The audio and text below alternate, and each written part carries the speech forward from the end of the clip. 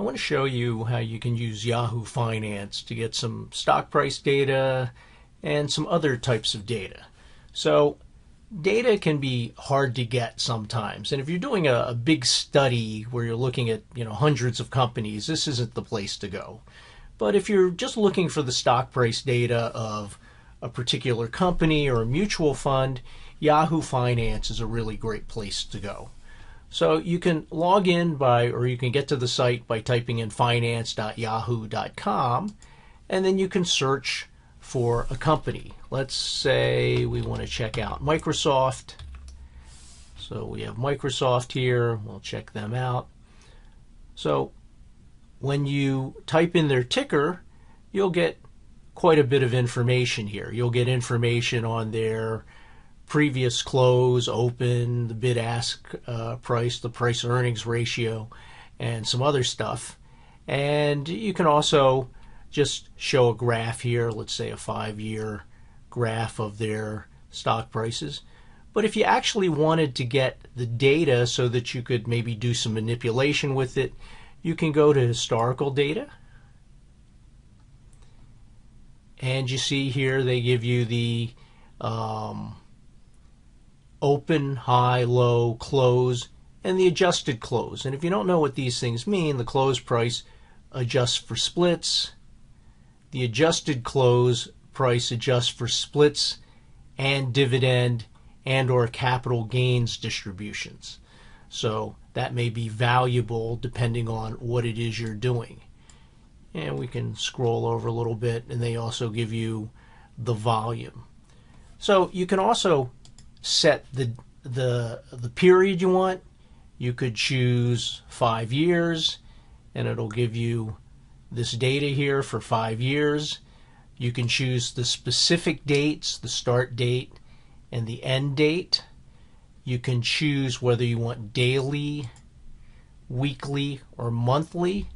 Let's just grab monthly data for argument's sake so it's not so large. And you can download it. So let me download this.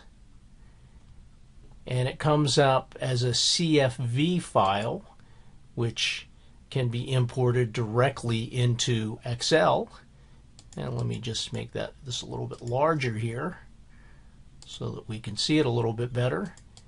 And you can see that it gives it to you from the oldest to the newest time period. And again, you have the open, the high, the low, the close, and the adjusted close, as well as the volume. And for example, you might want to calculate returns, in which case let's just use the adjusted close. So I'll tell you what, I'm going to delete these columns here, and I'm going to delete the volume column as well. So if I wanted to calculate the return, I could calculate it as simply the current price divided by the previous price minus 1. And you can see that's a 1.7%. Let me put this in percent terms and expand the decimal place a little bit. 1.72%. And I can simply copy this down. And in fact, if you don't want to copy it all the way down by dragging and dropping, you can also go over here, and when you see that two-dimensional darkened in plus sign, just double click and it will do the calculation for you. And so here we have the different returns for this 5-year period. And if we wanted to, we could run a regression, we could look at a trend. There are a lot of things we could do. And there's other data you can get here as well. For example, you might be interested in the VIX. The VIX is the Chicago Board Option Exchange's measure of volatility. And just like the stock price data, you can get it for different time periods. You can get it, you can look at the historical data, and you can again get daily, weekly, or monthly and pick the time periods, and you can look at that A lot of people do look at this to see, how volatile the market is. You can use it for mutual fund data. So let me type in Vanguard, large mutual fund company, and you've got several of these. They have their S&P 500 ETF. You could get their total stock market index fund. And again, the same sort of information here. You're going to get some of this information, but here we're basically talking about getting historical data. And again, you could get daily, weekly, or monthly. And again, you have the open, high, low, close, adjusted close, the amount of volume.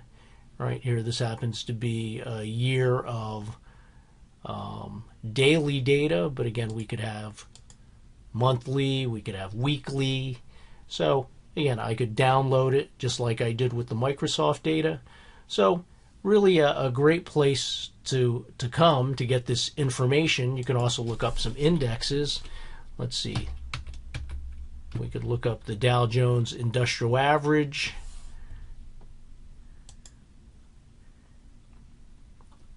And see what that has done. And we could, again, get the historical data, or we could simply plot it for, let's say, 5 years. See what this looks like. So really good place to get data. It's free. It's easy to use. You can download it right to Excel. And, you can do some manipulations. Let's see if we can find the S&P 500. So you can get the S&P 500 index as well. And you might download that and use it to estimate the beta for Microsoft by running a regression of Microsoft's returns against the S&P 500. So this is a great place to come, simple place to get data. All right, if you don't need a whole lot of data, if you need stock price data for hundreds or thousands of firms because you're doing some sort of sophisticated analysis, this isn't the place to go.